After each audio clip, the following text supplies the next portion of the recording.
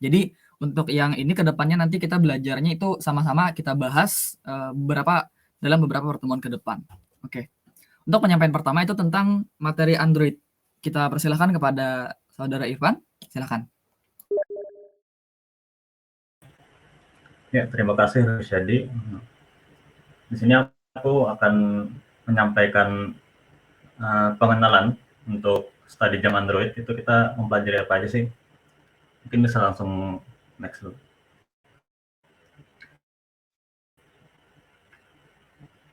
Nah, sebelum itu kita mungkin perkenalan dulu ya. Ardi, kembali. Nah, kami di sini sebagai Android fasilitator ada 2 orang.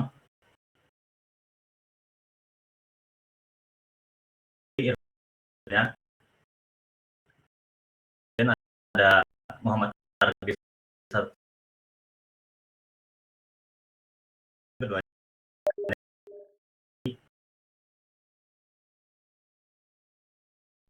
Jadi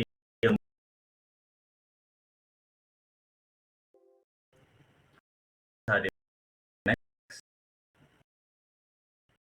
Nah, next lagi. Di study jam Android ini, sebelum memulainya kita ada prasyarat dulu nih. Syaratnya ini, yang pertama itu kita punya pengalaman di pemrograman berorientasi objek, terus sudah bisa memakai IDE, bisa memakai GitHub juga, kemudian yang pastinya ada komputer dan internet ya. Kemudian ada yang opsional, ada perangkat Android dan kabel USB. Itu opsional karena kita bisa memakai emulator yang ada macam-macam lah, ada BlueStack atau bawaan dari Android Studio yang langsung. Untuk persyarat ini, mungkin teman-teman ada yang belum pernah ngoding misalnya, belum tahu itu apa pemrograman berorientasi objek, itu nggak perlu khawatir. Sebenarnya ini bisa dipelajari sambil jalan, sambil kita belajar study jam ini ya. Kalau bingung nanti bisa tanya-tanya juga sama teman-temannya, sama aku juga bisa tanya juga. Mungkin bisa di next. Nah, terus apa sih yang dipelajari di study jam ini? Itu yang pastinya membuat aplikasi Android ya.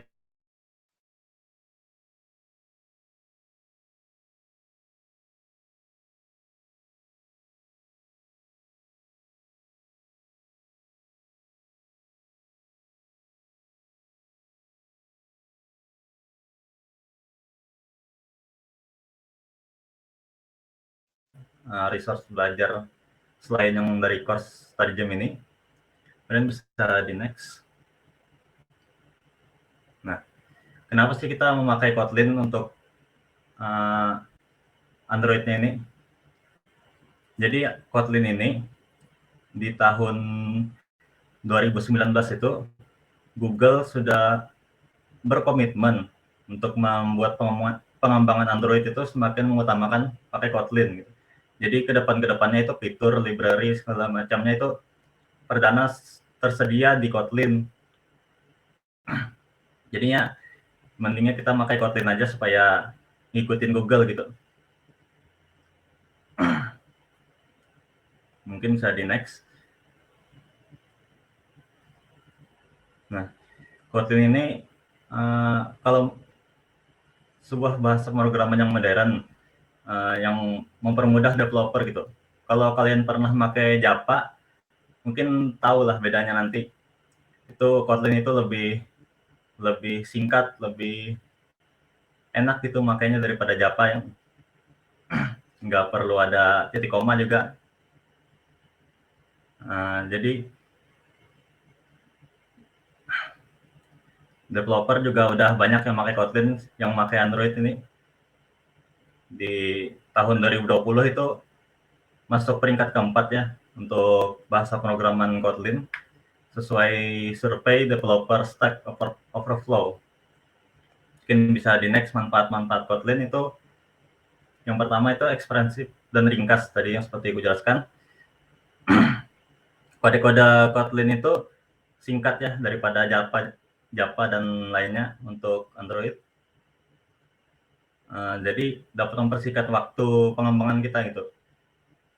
Kemudian ada kodenya lebih aman karena Kotlin itu punya fitur gitu untuk membantu kita menghindari kesalahan pemrograman yang umum. Misalnya ada variabel yang nilainya 0 gitu, dapat kita hindari oleh Kotlin. Kemudian ada interoperabilitas. Dia ini memiliki 100% interoperabilitas dengan pemrograman Java. Jadi kalau misalnya ada kelas dan library yang dari Java gitu bisa kita pakai juga di Kotlin.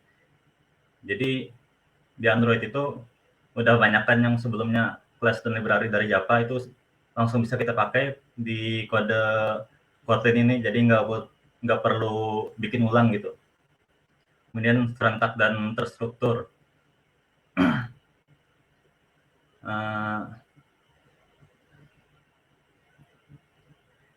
Jadi Kotlin ini ada namanya coroutine.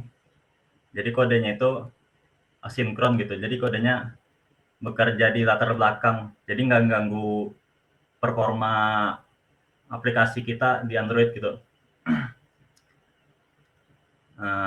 Biasanya kan kalau lagi ngeload apa gitu resource bisa menyebabkan UI-nya tersendat gitu di Android. Nah kalau di Kotlin ini udah ada namanya coroutine, jadi membuat kode kita itu jalan di latar belakang gitu. Jadi memperbagus aplikasi kita lah performanya. Kemudian next kita masuk ke pengalaman pembelajaran kita selama study jam ini. Next lagi. Nah, mana yang gambar? Jadi kita itu ada 4 unit terpisah untuk pembelajaran kita dengan total 13 pembelajaran selama 13 pekan.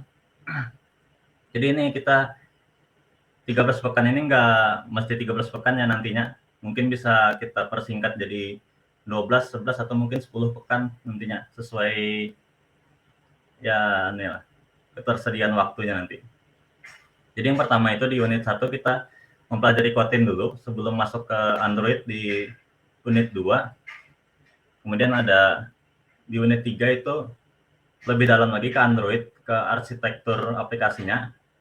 Kemudian di unit 4 itu kita mempelajari desain UI aplikasinya. Mungkin bisa di next. Nah, sesi study jam ini sebenarnya membahas apa yang sudah kita pelajari gitu di sebuah forum diskusi atau kelas. Jadi kalian itu bisa belajar terlebih dahulu atau mungkin aku jelasin dulu di kelasnya nanti, kemudian kalian mengikuti gitu, mempelajari lagi. Kan ada, mungkin bisa di next. Nanti di Google itu udah disediain course-nya. Nah, jadi yang aku jelasin itu nanti apa yang ada di course ini juga. Di course ini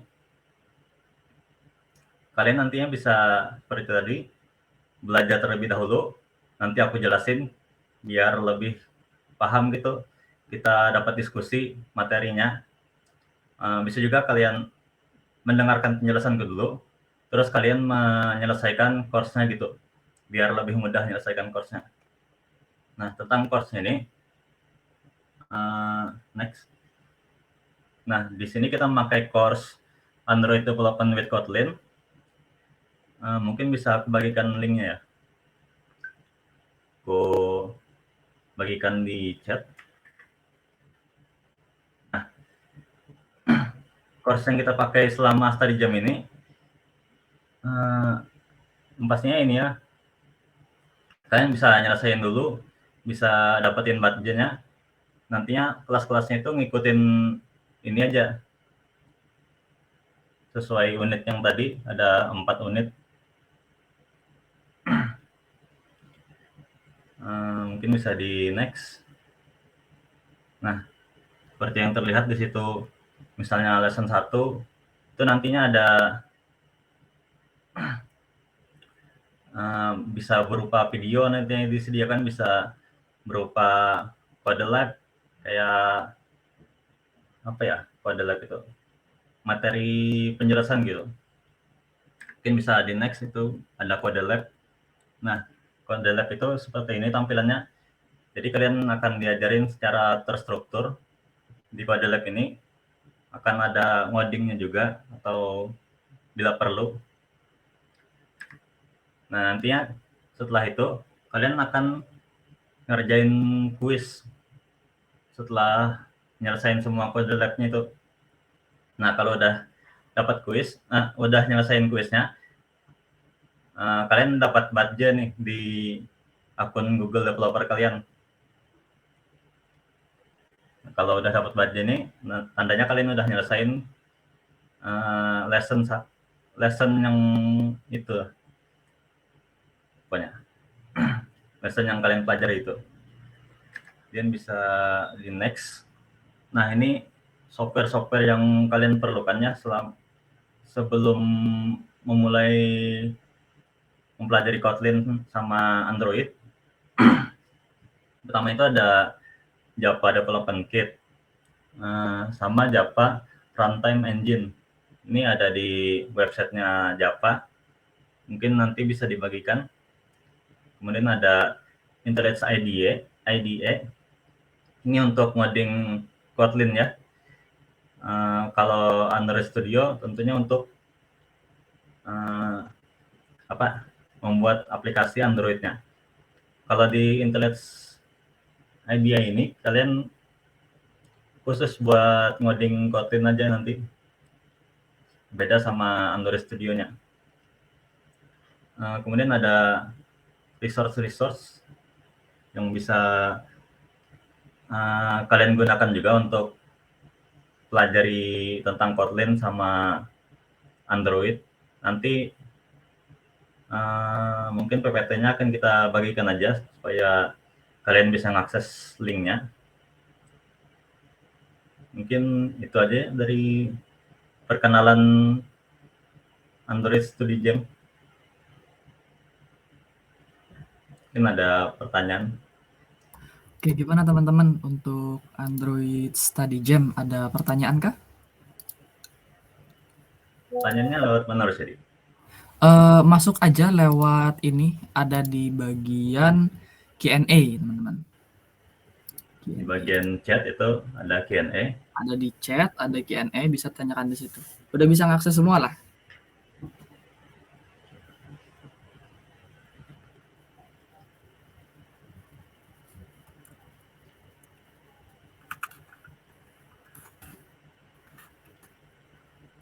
Wah guys. Nah, itu ada Q&A tuh. Oh, udah bisa bertanya di sini.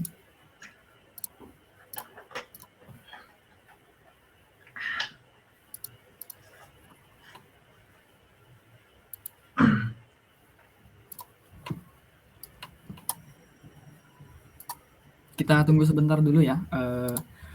Oh ya, ini Pan, nanti untuk yang install IntelliJ terus install IDE macam-macam tadi itu ada tutorialnya nggak sih?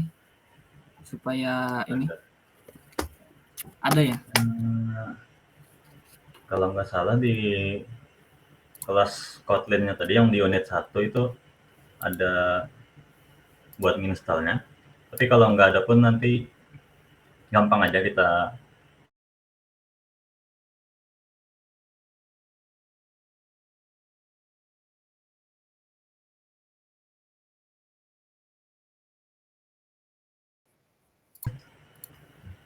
Oke. Ada pertanyaan teman-teman untuk Android ini? Untuk apa? Untuk Android Study Jam?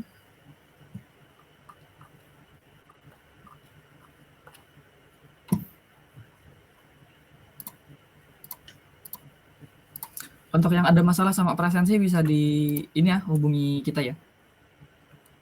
Nah, itu ada dari Muhammad Iqwanul Hakim. izin nanya Bang, untuk pemrograman Android ini apakah harus memiliki skill desain yang mumpuni? Sebenarnya enggak juga ya. Mungkin kalau punya skill lebih enak kalau mau bikin aplikasi sendiri. Tapi kalau nggak punya skill desain pun harusnya nggak terlalu masalah. Ngikutin aja kayak apa sih, template aplikasi atau apa gitu. Soalnya udah apa ya,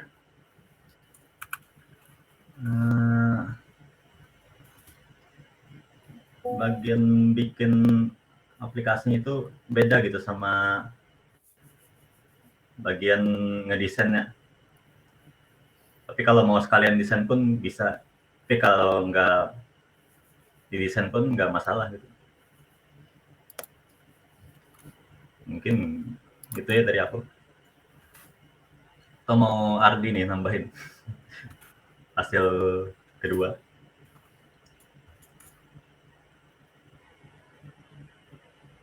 Oke, halo Bang Ardi yang di GDS. Yang sedang share screen. Lagi share screen ya. Ini berarti udah. Nah, jadi ya teman-teman, untuk pemrograman Android ini benar kata Irfan tadi. Jadi itu sebenarnya yang kita pelajari itu bagaimana cara membangun sebuah aplikasi, bukan bagaimana cara mendesain sebuah aplikasi ya. Jadi kita membangun saja. Yang pastinya fungsi utamanya itu jalan, ya nggak sih, Pan? Benar. Nah, fungsi utamanya itu jalan. Kalau misalnya ada urusan desain, kita bisa kasih ke tim lain gitu. Kalau misalnya dalam satu tim ya, kita bisa kasih ke tim untuk yang khusus bagian ini, bagian apa? Bagian desain. Kira-kira gitu. Gimana Ikhwanul Hakim kejawab? Itu kita mention tuh kayaknya bisa open mic ya.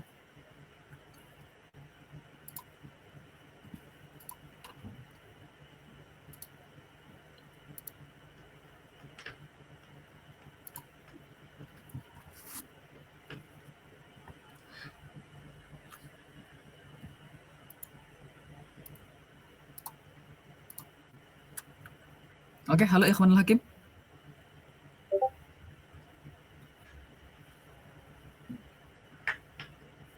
Ini ada Ardi nih.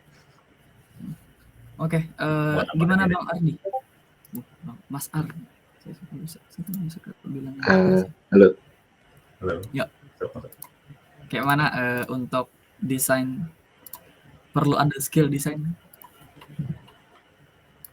Nggak wajib, tapi misalnya ada membantu.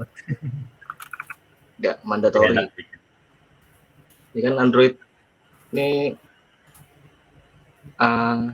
lebih ke pengembangan Android aplikasinya. Jadi untuk UI-nya nggak bisa desain, bisa aja referensi desain orang gitu. Kalau misalnya nggak bisa banget. Nah, kira-kira begitu ya. Kira-kira begitu ya teman-teman. Gimana Ikhwan, udah kejawab? Oh iya, mungkin nanti ada kelas UI UX juga. Wah, kelas UI UX. Kalau hasilnya berkenan mau.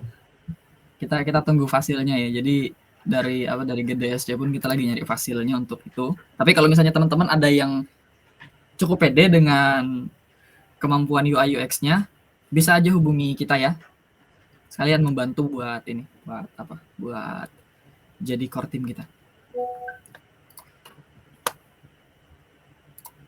Gimana? Nggak ada pertanyaan lagi kan? Oke, ada pertanyaan lagi terkait Android?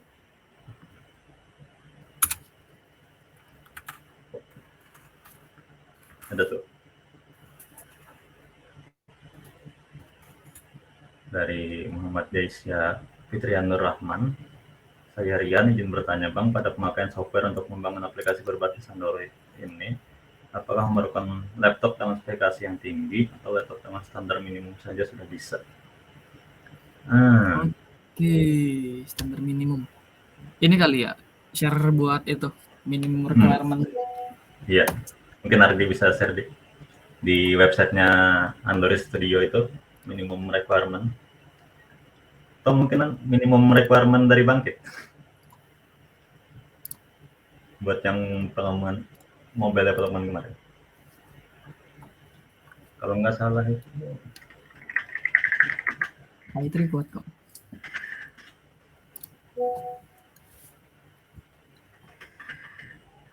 minimum requirement.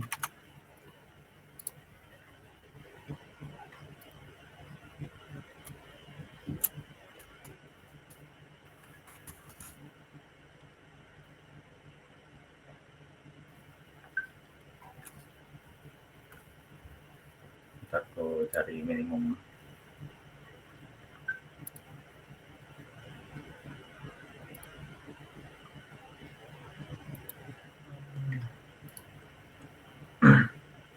Dari Android Studio sendiri itu minimum requirement-nya CPU-nya support x86, kemudian Gen 2 Intel, yang pastinya support hypervisor juga, hypervisor.framework, kemudian RAM-nya itu 8 GB. Itu aja sih. Nah, itu jadi minimum requirement. Ini RAM 8 GB. Selama pemakaian itu memang banyak pakai di RAM. Selama aku pakai Android Studio itu. Tapi harusnya kemarin aku masih 8 atau masih 8 GB lagi RAM. Waktu pakai Android Studio kemarin. Iya. Gimana? Lancar-lancar aja lah. Lancar ya. Pakai triknya misalnya RAM-nya kurang atau apa, pakai HP jadinya testing. Biasanya yang makan RAM itu emulator. Emulatornya yang berat itu biasanya. Jadi kalau mau lebih ringan itu bisa konekkan HP-nya ke PC buat ngetes aplikasinya. Jadi nggak usah pakai emulator. Untuk CPU-nya itu Gen 2 Intel udah lama banget. Tahun berapa tuh Gen 2 Intel? Nah, jadi intinya ya teman-teman, untuk requirement yang untuk spesifikasi laptop yang cukup rendah itu bisa selama masih 8 GB. Terus yang jadi masalah sebenarnya di kesabaran aja ya lo. Benar. Kalau nggak salah waktu Bangkit kemarin ada yang 4 GB deh. Nggak tahu. Ada yang 4 GB. Nah, jadi Masih bisa lulus kok. Sekalian ya untuk teman-teman yang baru ini bisa buat persiapan Bangkit. Soalnya di Bangkit kalau nggak salah materinya kurang lebih ya, Pan? Kurang lebih kan sama-sama aja itu bagian pemulanya. Tapi di Bangkit nanti kalian lanjut sampai ke intermediate. Kemudian ada bonus juga kelas expert kalau mau nyelesain. Sama dapat sertifikat juga untuk intermediate-nya. Nah,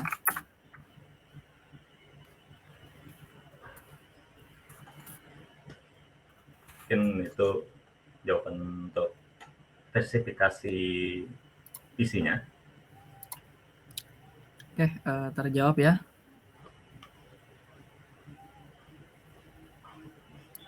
Kita centang dulu terjawab. Nanti ada pertanyaan tuh dari Raji. Jadi pertanyaannya output pembelajarannya apa? Aplikasi yang seperti apa? Aplikasi yang seperti apa?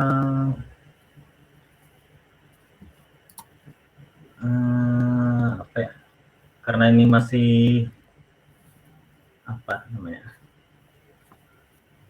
Masih pemula dasar ya. Aplikasinya itu ya mungkin desainnya bisa lah bagus-bagus. Tapi bagian belakangnya masih ya biasa lah. Dari unit 3 sendiri tuh bisa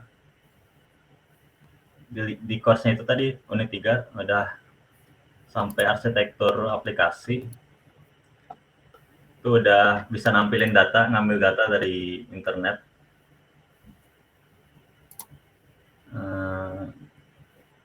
Ya mungkin terus ada tugas latar belakang juga.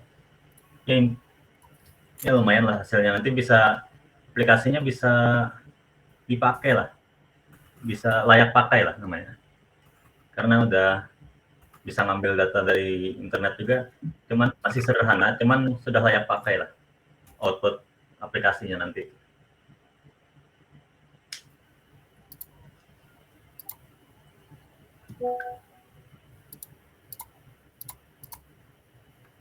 Nah, jadi untuk output aplikasinya sendiri dari kita ya teman-teman, itu berharapnya gini, teman-teman bisa bikin, minimal bisa bikin aplikasi Android yang sederhana. Oke. Nah, setelah itu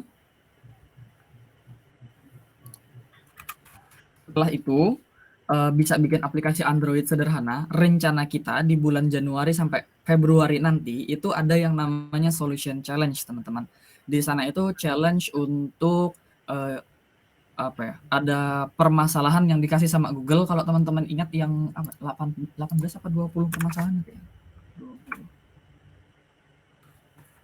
Nah, ini 20 bukan. Ada permasalahan dari Google seperti misalnya air bersih, terus juga kesetaraan kalau nggak salah. Nah, jadi nanti di sana kita bikin aplikasi, rencananya gitu. Kita bikin aplikasi, kita ikutkan ke Solution Challenge supaya ya ikut, minimal kita sampai ikut doang dulu. Ikut di Solution Challenge. Kalau menang, kalau saya nggak salah ingat ya, itu dapat intensif, teman-teman. Jadi kayak semacam PKM-nya atau Gemastiknya Google gitu. Jadi nanti dikasih hadiah gitu. Nah, jadi targetnya minimal kita bisa bikin aplikasi dan aplikasinya bisa berjalan dengan baik dan benar. Itu. Oke, kira-kira terjawab ya? Oke. Ada pertanyaan lagi kah, teman-teman?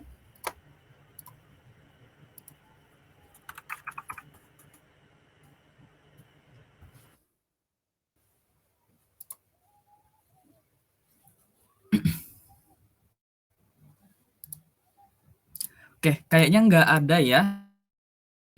Nah, kalau nggak ada kita bisa next, Ardi. Nah, kita break dulu sekitar 10 menit. Teman-teman bisa boleh mau ke toilet, mau kemana dulu. Kalau ada yang ya, kalau ada yang pengen ditanyakan di chat boleh, di DM boleh juga, nggak masalah. Musik nggak jalan.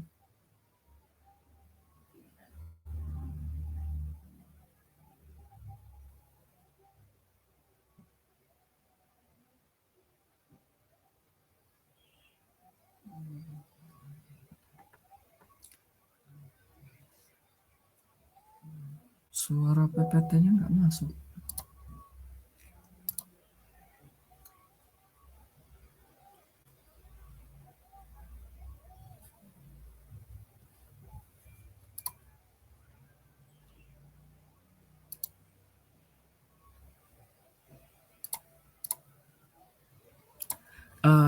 Ardi boleh di nggak kedengeran. Boleh ditarik dulu share screen-nya. Kok suaranya nggak masuk ya? Oke. Jadi kayaknya mungkin pada bingung kali ya bagaimana cara nanya sesuatu. Ini kan ada attendees ya teman-teman di pojok kanan ini. Nah, di chat itu ada bagian Q&A, ada question. Nah, ini yang udah kejawab, ini yang belum. Jadi teman-teman bisa nanya di sini. Tanya aja di situ, barangkali ada yang belum tahu. Oke. Nggak masuk suaranya ya.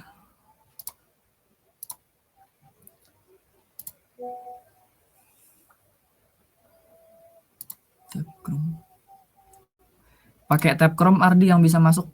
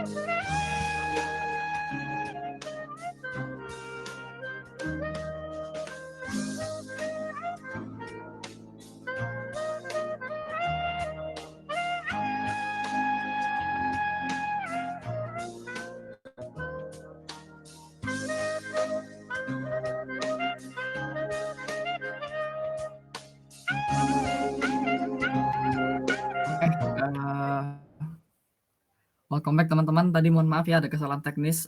Saya pencet room gitu, ternyata langsung kebagi gitu. Jadi yang satunya 50, yang satunya 9. Nah, terus kita end lagi, syukur teman-teman bisa masuk lagi.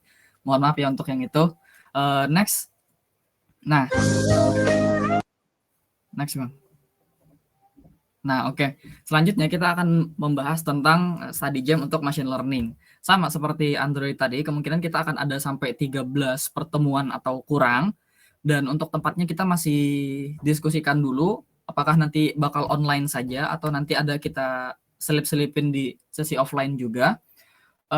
Semoga bisa sih yang offline, terutama untuk yang Banjarmasin. Untuk yang Banjarbaru nanti saya minta tolong ini aja, hubungi siapa ya, hubungi saya, kita mau pertemuan di mana gitu. Kalau misalnya kampus teman-teman mengizinkan untuk pertemuan di kampus, it's okay, kita bakal datang ke kampus teman-teman. Itu yang saya ini ya, yang bisa saya usahakan gitu.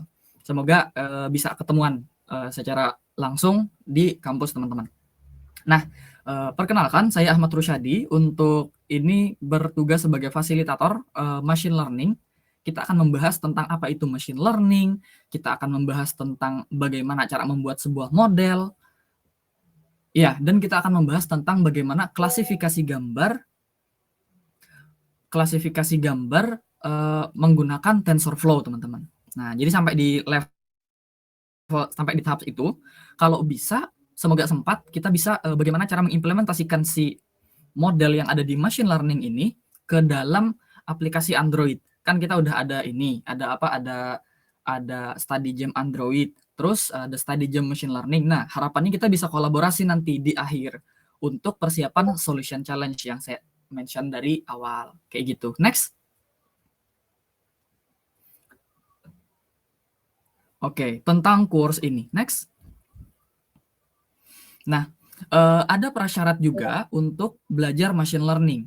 Untuk belajar machine learning itu lebih sederhana karena kita sebenarnya nggak perlu device yang terlalu tinggi, karena ada fitur dari Google Colab, teman-teman. Buat yang belum tahu, Google Colab itu semacam kita bisa wadah, kita bisa ngoding di sana secara gratis. Ya, ngoding di sana secara gratis tanpa memperdulikan spesifikasi laptop teman-teman. Selama laptop teman-teman bisa buka browser, terus bisa lancar aja jalan di browser, insya Allah bisa menggunakan Google Colab. Nah, prasyaratnya ada 3 ya yang kita ini kan. Yang pertama, keinginan belajar yang kuat, teman-teman. Karena jujur saja banyak alumni bangkit itu yang enggak lulus itu karena kemungkinan keinginan belajarnya kurang kuat, yang menyebabkan dia jadi malas dan kehilangan motivasi. Ya, kehilangan motivasi untuk terus belajar tentang machine learning. Terus berminat untuk mempelajari machine learning ya, teman-teman. Yang ketiga itu mampu berpikir logis. Nah, 3 syarat ini harus dipenuhi sama teman-teman. Untuk syarat lanjutan seperti punya device ya, punya laptop gitu, seenggaknya. Di HP pun sebenarnya bisa menggunakan Google Colab, berarti nggak masalah. Kalau yang nggak punya laptop, kita bisa pakai HP. Selama teman-teman merasa nyaman untuk menggunakan device tersebut. Next. Oke, yang akan kita pelajari nanti itu adalah pemrograman Python, teman-teman. Untuk pemrograman Python kan kita nanti kasih kelas ke teman-teman. Nah, jadi pakai kelas Python itu selesaikan dalam waktu 1 minggu. Kalau nggak bisa selesai 1 minggu 1 bulan, selesaikan kelas pemrograman Python dalam waktu 1 bulan. Lalu sambil kita belajar tentang pengenalan machine learning dasar, teman-teman. Apa sih machine learning itu gitu. Nah, lalu kita belajar tentang neural network. Itu nanti kita akan bahas tentang layer-layer yang ada di machine learning. Ya, lalu pengenalan untuk machine learning lanjutan. Selanjutnya problem framing, di mana kita membatasi masalah-masalah yang bisa kita gunakan, di mana masalah tersebut apakah bisa atau enggak kita menggunakan solusinya itu menggunakan machine learning.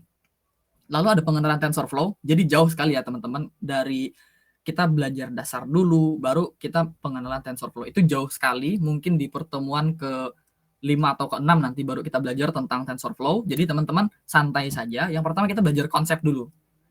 Baru nanti kita belajar ngodingnya. Nah, kayak gitu. Lalu yang terakhir itu adalah training image classification. Jadi seenggaknya kita bisa mengklasifikasi gambar menggunakan tools dari TensorFlow. Oke, next. Nah, tadi kita banyak tuh membahas tentang machine learning gitu. Machine learning, apa sih machine learning itu? Mungkin teman-teman masih banyak yang meraba-raba tentang machine learning. Nah, di sini ada video ya teman-teman. Minta tolong nanti dikasih subtitle yang untuk bahasa Indonesia, karena mereka udah nyiapin yang untuk bahasa Indonesia. Bisa di-play.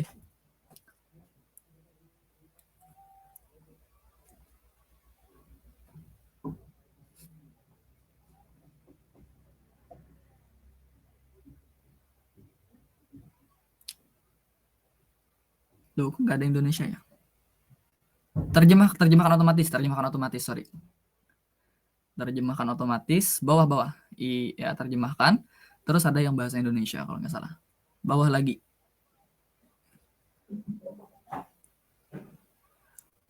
Itu ada bahasa Jawa. Our ability to learn and get better at tasks through experience is part of being human. When we're born, we know almost nothing and can do almost nothing for ourselves. But soon, we're learning and becoming more capable every day. But did you know that computers can do the same? Machine learning brings together statistics and computer science to enable computers to learn how to do a given task without being programmed to do so. Just as your brain uses experience to improve at a task, so can computers. Say you need a computer that can tell the difference between a picture of a dog and a picture of a cat. You could begin by feeding it images and telling it, this one's a dog, that one's a cat. A computer program to learn will seek statistical patterns within the data that will enable it to recognise a cat or a dog in the future. It might figure out on its own that cats have shorter noses and that dogs come in a larger variety of sizes, and then represent that information numerically, organising it in space. But, crucially, it's the computer, not the programmer, that identifies those patterns and establishes the algorithm by which future data will be sorted. One example of a simple yet highly effective algorithm is to find the optimal line separating cats from dogs. When the computer sees a new picture, it checks which side of the line it falls on and then says either cat or dog. But of course there can be mistakes. The more data the computer receives, the more finely tuned its algorithm becomes, and the more accurate it can be in its predictions. Machine learning is already widely applied. It's the technology behind facial recognition, text and speech recognition, spam filters on your inbox, online shopping or viewing recommendations, credit card fraud detection, and so much more. At the University of Oxford, machine learning researchers are combining statistics and computer science to build algorithms that can solve more complex problems more efficiently, using less computing power. From medical diagnoses to social media, the potential of machine learning to transform our world is truly mind-blowing. To find out more about machine learning, visit oxfordsparks.ox.ac. Nah, jadi teman-teman bisa nanti datang saja ke channel mereka untuk mempelajari tentang machine learning, terutama untuk konsep dasarnya ya teman-teman. Tapi secara garis besar seperti itu ya teman-teman. Jadi kita mengajari sebuah mesin. Next. Our ability to... Nah, dari video tadi kita bisa dapat menyimpulkan gitu. Jadi dalam pemrograman itu ada ini teman-teman, ada dua yang saya tahu. Yang pertama itu pemrograman tradisional sama yang machine learning. Nah, untuk pemrograman tradisional, jadi sebuah komputer itu harus kita beri perintah. Misalnya untuk komputer, misalnya di komputer nih, kita ngasih data ada orang berjalan gitu, ada foto orang berjalan. Terus di programnya, jika fotonya adalah foto orang berjalan, nah hasilnya adalah output. Jadi kita yang ngasih rule atau aturan yang ada di komputer tersebut. Nah, berbeda dengan machine learning, teman-teman. Kalau machine learning, mesinnya yang bikin aturannya, dia yang mencari polanya, dia yang mencari semacam, ya dia yang mencari polanya, dia yang mencari ciri-cirinya. Misalnya ada foto orang berjalan sama ada foto orang berlari. Ini foto orang berjalan, ini foto orang berlari. Nah, si mesin itu dikasih tahu, ini foto orang berjalan loh, ini foto orang berlari loh. Kasih tahu, terus nanti ada foto baru. Nah, masuk foto baru, ternyata foto tersebut adalah foto orang berlari. Nah, nanti dia bisa menyimpulkan sendiri. Itu machine learning, teman-teman. Oke, next. Nanti kalau kebanyakan nanti kita bisa kebakar juga. Nah, untuk resource-nya, kita belajar tutorial Python nanti dari kelas decoding. Kalau teman-teman ambil path untuk yang machine learning, bisa ambil dari kelas decoding, nanti kita kasih tokennya. Terus belajar konsep machine learning, zero to hero, itu dari TensorFlow, teman-teman. Nanti kita kasih PPT-nya nanti, dan teman-teman bisa akses tuh link masing-masing itu ya. Terus untuk tutorial TensorFlow itu dari TensorFlow Hub, belajar library yang sering digunakan di machine learning, Pandas namanya. Itu untuk ngeplot ini teman-teman, ngeplot data Excel. Ya, data Excel bisa, salah satunya data Excel ya, buat tabulasi data pakai Pandas. Gitu.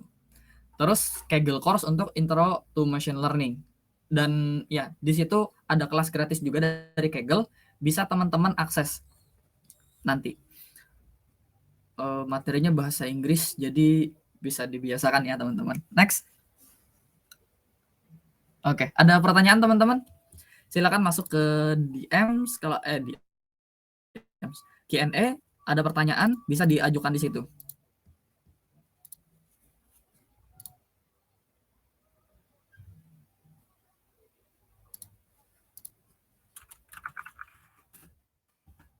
Oh iya, untuk teman-teman yang ini, yang bermasalah terkait presensi, kan itu namanya itu kan ada listnya ya, kita pakai list supaya ke data, minta tolong buat nge-DM ini, DM Kak Fania sama Kak Dikdo ya teman-teman, bisa DM di WhatsApp aja, jadi teman-teman bisa DM di sana, CP aja, terus kasih tahu namanya siapa, dari mana gitu, biar nanti kita ngumpulin data lagi ya, ngumpulin data dari teman-teman yang belum ke data.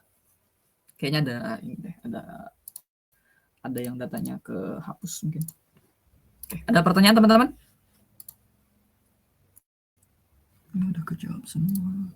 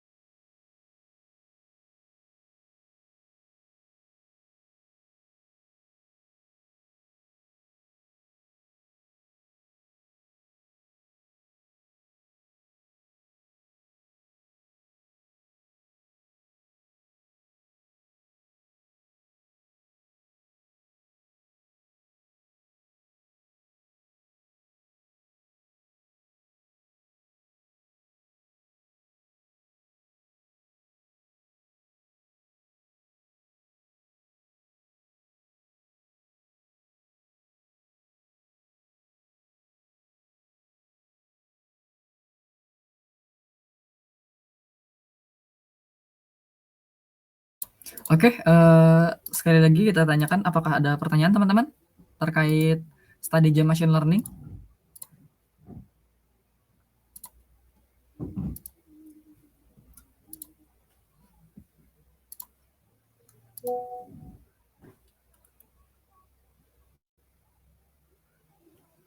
Bisa balik satu slide sebelumnya. Oke. Thank you. Terima kasih, ada pertanyaan dari. Oke, untuk ML ini hanya diaplikasikan di Android ya nantinya. Nah, wow. Google Kak buat Android tadilah. Oke.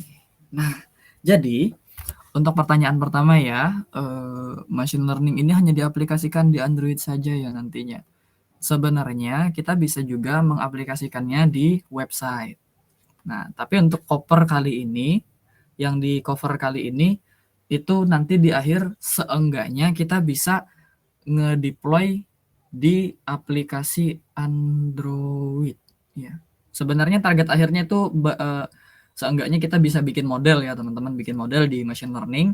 Terus Untuk diaplikasikannya di Android sama di website, kita bisa kalau pengen, Gina nanti bisa aja tanya secara pribadi gimana sih cara ngedeploy untuk machine learning model di machine learning di Android ataupun di website. Oke, aman Gina? Oke, pertanyaan kedua. Untuk course machine learning ada yang disediain oleh Google buat Android, kayak buat Android tadi lah. Oke. Ada course-nya dan kita lebih prepare itu ke TensorFlow ya. Bentar.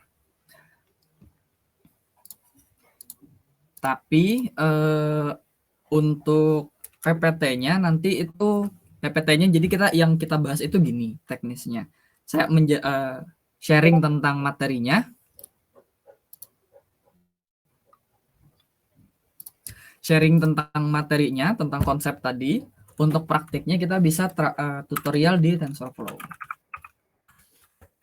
Bentar. Bisa Ardi untuk yang tutorial TensorFlow tuh dibuka linknya. Admin. Nah, jadi ada tutorialnya di sini tuh lengkap teman-teman. Sayangnya nggak ada badge ya. Sebenarnya ada sih yang bisa dapat badge, tapi itu dari Kaggle. Dan kalau dilihat-lihat materinya, mungkin teman-teman bakal pusing sendiri nanti. Nah, jadi di sini ada tuh video tutorial. Tadi tuh kan ada tuh yang ML Zero to Hero gitu. Nah, itu ada di sini. Ada 4 video untuk yang TensorFlow yang itu ya. Yang basic kita belajar dulu itu tentang Keras itu yang di sana. Terus sampai di image classification. Oke, bisa balik ke slide tadi, Bang. Balik ke slide tadi. Nah, terus ada kan course yang disediain Google. Itu coba buka yang Intro to Machine Learning dari Kaggle Course. Ceng jeng. Nah, di sini teman-teman daftar dulu, sign in dulu kalau udah punya akun Kaggle. Terus di sini ada penjelasan tentang course machine learning, gratis juga teman. Kalau nggak salah gratis juga. Nah, tuh no cost. Jadi bisa dicek aja di sana. Buka coba yang satu, how model work. Nah, di sini teman-teman bisa lihat tadi ada random forest di dalamnya. Itu termasuk ini, kalau nggak salah namanya semacam metode gitu. Nah, jadi bagaimana sih model itu bekerja, ada tuh penjelasannya di sini. Teman-teman bisa baca, kelarin tantangannya. Nanti teman-teman dapat semacam sertifikat dari mereka gitu. Udah menyelesaikan kelas machine learning. Ya, kayak gitu. Oke, kejawab untuk Salsabila sama Gina. Bisa aja balas di session ya, di chat. Terus untuk NLP itu Natural Language Processing. Jadi kalau bagi teman-teman yang belum tahu, itu dia tentang kata ya teman-teman. Untuk saat ini target kita belum sampai sana untuk belajar Natural Language Processing ya. Belum sampai sana. Tapi kalau pengen belajar mandiri lebih dulu dan pengen tanya-tanya tentang NLP, bisa aja kita punya forum tersendiri gitu. Jadi di luar kelas kita. Kayak gitu aja. Oke, kejawab?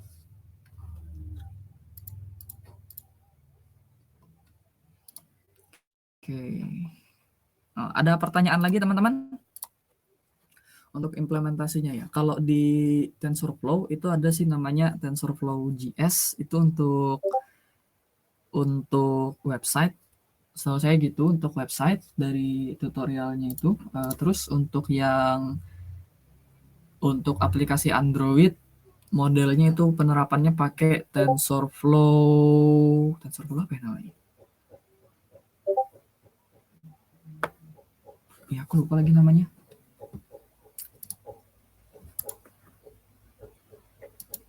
TensorFlow apa ya? Bentar.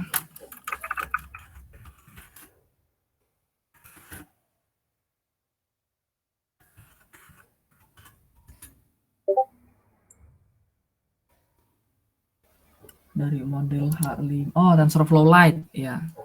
Kalau yang pakai Mac bisa juga. Tapi karena saya pakai Windows jadi nggak bisa ngajarin untuk yang Mac. Tapi ada kok tutorialnya. Oke, ada pertanyaan lagi? Ini answer live kayaknya bisa kita centang ya. Ting.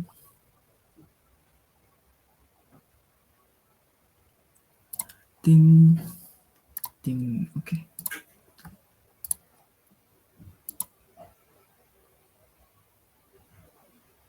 Oke, terima kasih Gina. Udah ini Kak, udah kejawab ya pertanyaannya. Gimana, ada pertanyaan lagi teman-teman?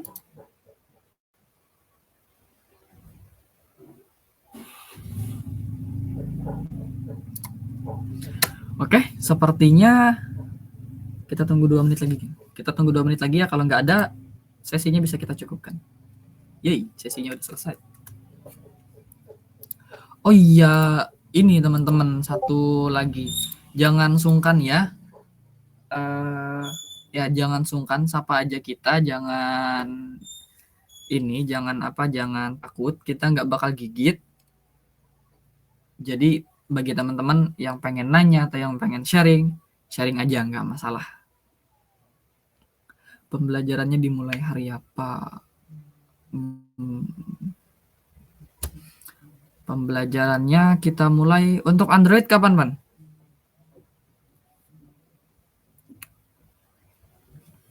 Untuk machine learning rencananya sih dimulai dari minggu depan ya, hari Sabtu gitu atau hari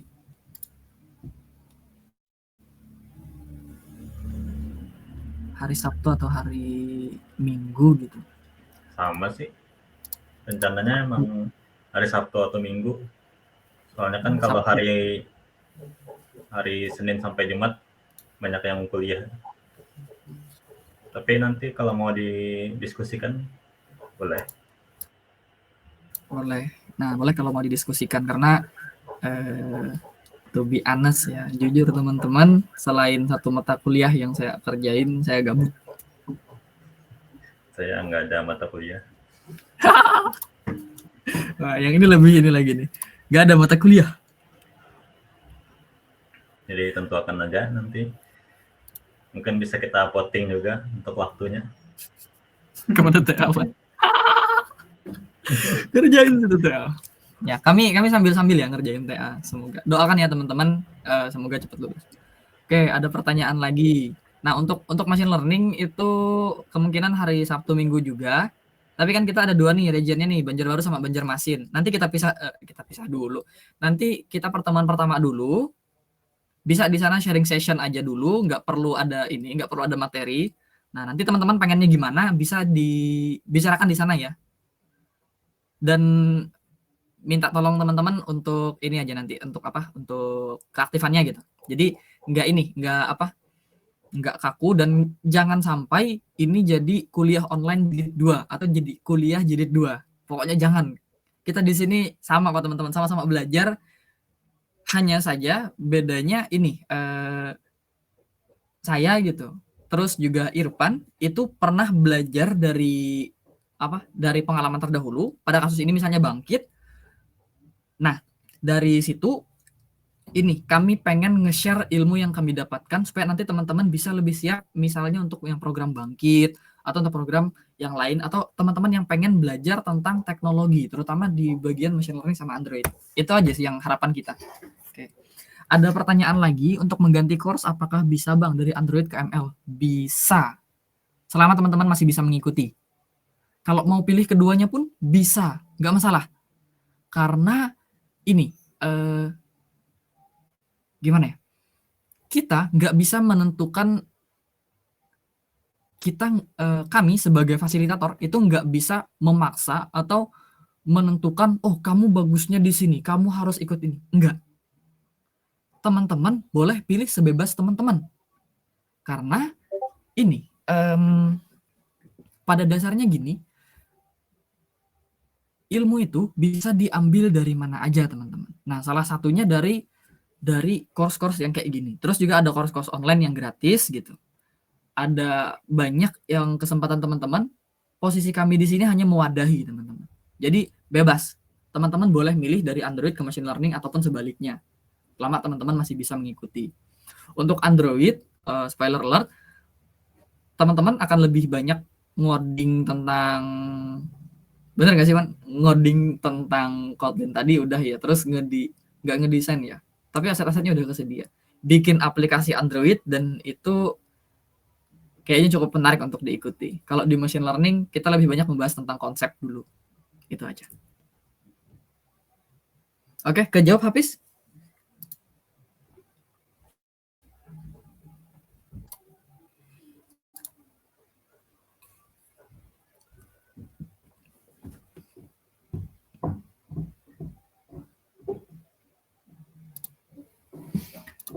Kayaknya kejawab ya. Kita oke. Ada pertanyaan lagi kah teman-teman? Kalau nggak ada, kita bisa cukupkan di 10.15. Bentar ya. Solution challenge ya tadi. Solution challenge. Nah, bisa di stop sharing dulu buat admin. Ini agak unik ya, yang hadir di luar itu ada 84, tapi sayangnya yang hadir di dalam room itu cuma 54, artinya ada 30 orang yang nggak hadir. Nah, nggak apa-apa deh.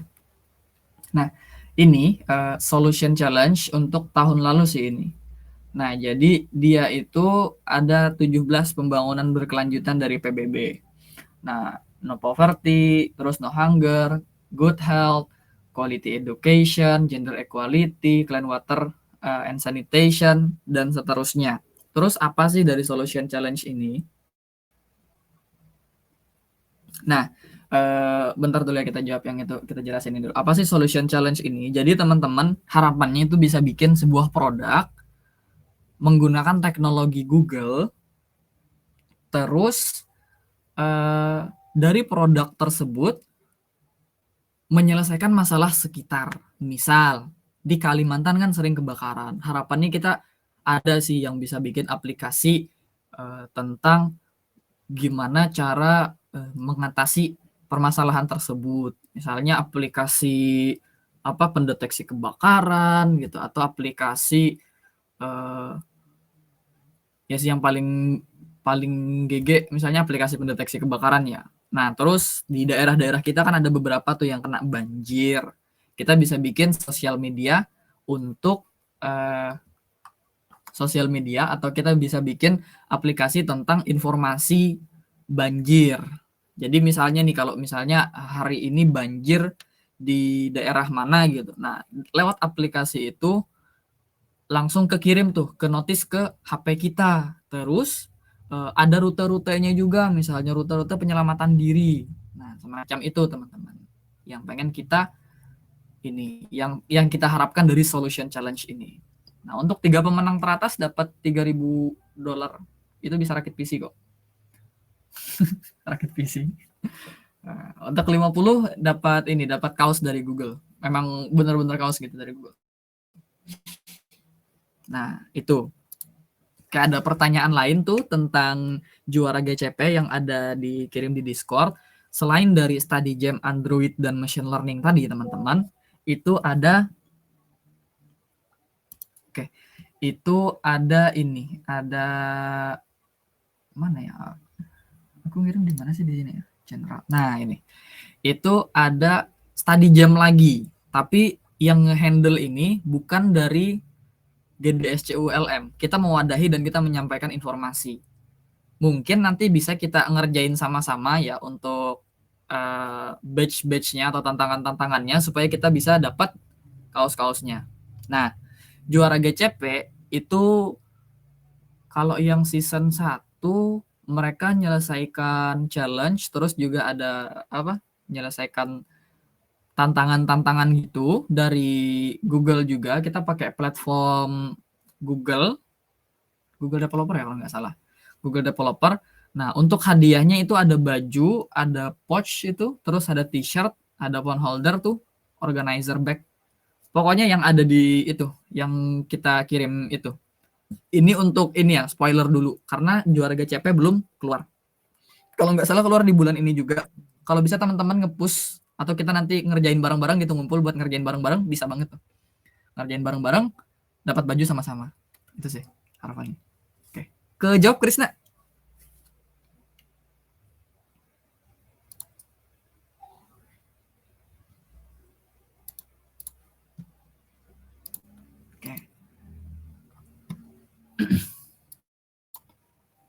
balik ke Google Solution Challenge ya. Ini banyak kok permasalahannya banyak nih. Ada tentang ini apa ya? Aku lupa ini kesenjangan sosial atau apa. Ini kelaparan, ini kesetaraan gender. Nah, ini quality education, pendidikan yang berkualitas gitu. Jadi teman-teman bisa aja bikin semacam aplikasi pendidikan lagi gitu. Ini kemiskinan, kelaparan, no hunger, kesehatan, air bersih, sanitasi. Nah, di beberapa kita kan tanahnya rawa, airnya asam. Mungkin kita bisa bikin sebuah produk yang mengatasi masalah itu. Kesetaraan gender, pendidikan berkualitas. Ada contoh ini nih, ada contoh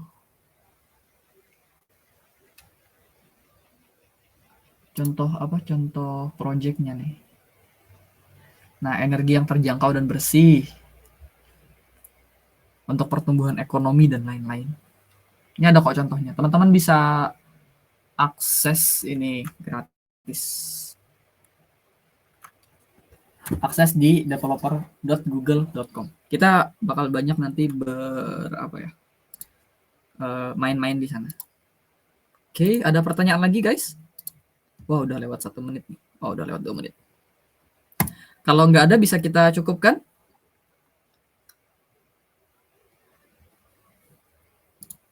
PPT-nya habis yang question tuh ada lagi nggak?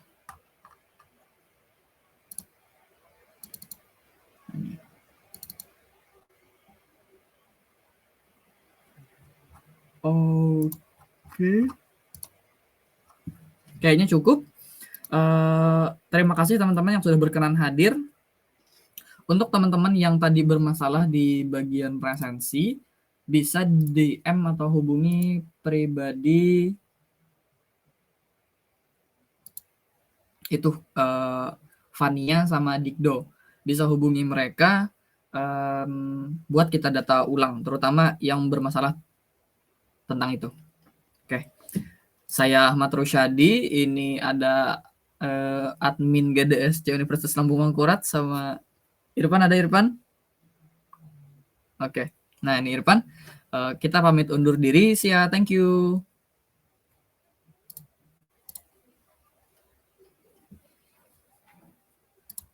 Ini ada attendee.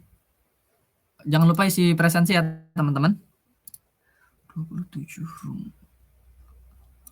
Maksimalnya 50. Kalau misalnya kita kasih di 50. Oh, ada mention baru.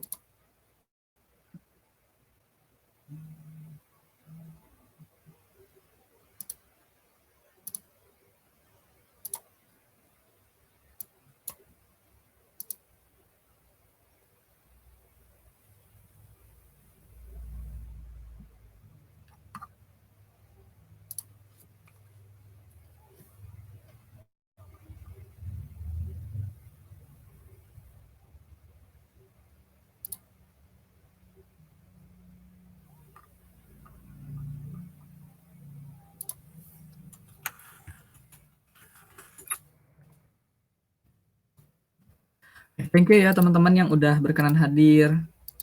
See ya.